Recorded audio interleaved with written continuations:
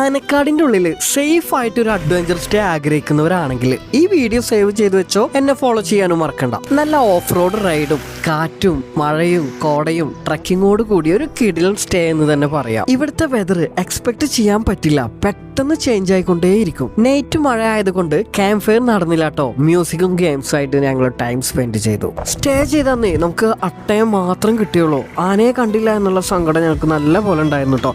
എന്നാൽ next day correct ഫ്രണ്ടിൽ എന്നെ വന്നു വിട്ടു.